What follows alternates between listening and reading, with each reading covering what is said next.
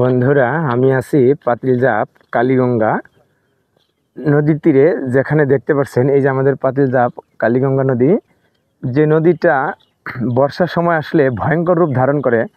বর্ষার ঢেউ, নদীর ঢেউর আঘাতে কিন্তু এই নদীর পাড়ে থাকা বাড়িঘরগুলো কিন্তু ভেঙে যায়। দেখেন, এই বাড়িঘরগুলো যাতে না ভেঙে যায় সেই জন্য নদী ভাঙন রোধ করার জন্য ব্লকের মাধ্যমে বা পাটাতন করে কিন্তু ভাঙন রোধ করা হচ্ছে।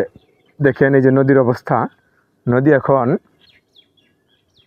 স্বাভাবিকভাবে আছে, কিন্তু একটা সময় বর্ষাকাল আসলে নদীতে প্রচুর পরিমাণ পানি থাকে এবং এই সাইডটা অর্থাৎ পূর্ব পাশটা নদীর কিন্তু ক্ষতিগ্রস্ত বেশি হয়। ঢেউর আঘাতে বর্ষাকালে পাড়গুলো ভেঙে যায় এবং পাশে থাকা বাড়িঘরগুলো অনেক ক্ষয়ক্ষতি হয়। দেখতেছেন, এই যে দেখেন, আপনারা দেখে নিন নদীর এই পাড়গুলো কত সুন্দর করে। এখান থেকে কিন্তু আমার একটা দৃশ্য তৈরি হয়েছে, আপনারা যে কেউ এখানে বিকেলবেলা ঘুরতে আসতে পারেন। এটা হলো আমাদের বাজারের পাশেই, বাজারের দক্ষিণ প্রান্তে পাতিলজাপ কালীগঙ্গা নদীর বেড়িবাঁধের। দেখেন এই যে বর্ষাকালে যেন না ভেঙে যায় সে কত সুন্দর পাটাতন করে কাজ করা হয়েছে। দেখেন এই যে এটা হলো পাতিলজাপ, এটা হলো দেখতেছেন, এটা হলো নদীর পার। এখন দেখেন আবার সূর্যটা পশ্চিম দিকে অস্ত যাবে।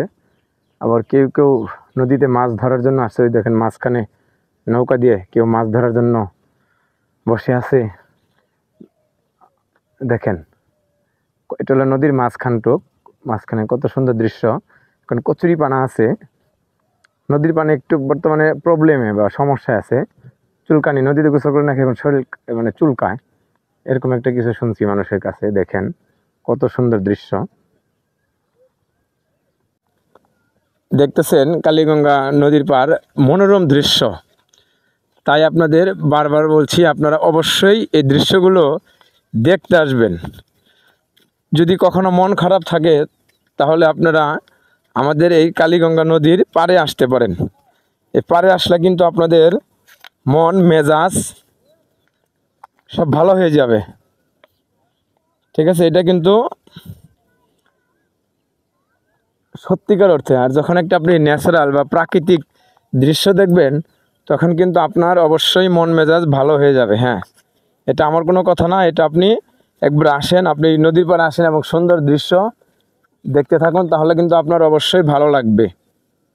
এই যে দেখেন, সূর্যটা অস্ত যাবে, পশ্চিমে চলে যাবে, সন্ধ্যার একটি গোধূলি এসে পড়ছে, দিনের শেষে রাত। এটাই প্রকৃতির নিয়ম, সূর্য অস্ত যাবে, অন্ধকার ঘনিয়ে আসবে। হ্যাঁ, অন্ধকার অবশ্যই ঘনিয়ে আসবে। দেখতেছেন দৃশ্য,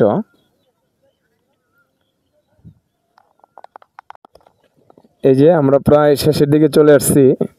এই যে কাজ খুব দ্রুত গতিতে এগিয়ে চলছে। আপনাদের আমি বারবার বলছি যে আপনারা অবশ্যই আমাদের এই কালীগঙ্গা নদীর তীরবর্তী অঞ্চলে এগুলো দেখতে আসবেন। আপনারা যদি দেখতে না আসেন তাহলে কিন্তু এখানকার প্রাকৃতিক মনোরম নৈসর্গিক দৃশ্যগুলো দেখতে পারবেন না। আর মনকে ভালো রাখার জন্য অবশ্যই আসবেন। ঠিক আছে, আপনি অবশ্যই আসবেন পাতিলজাপ কালীগঙ্গা নদীতে।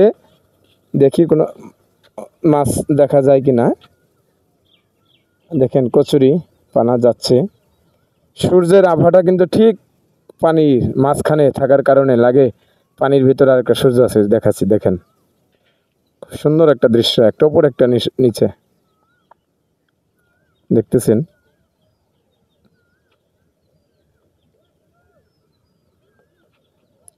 ওই যে আর কেউ মাছ ধরছে ছোট নৌকা দিয়ে।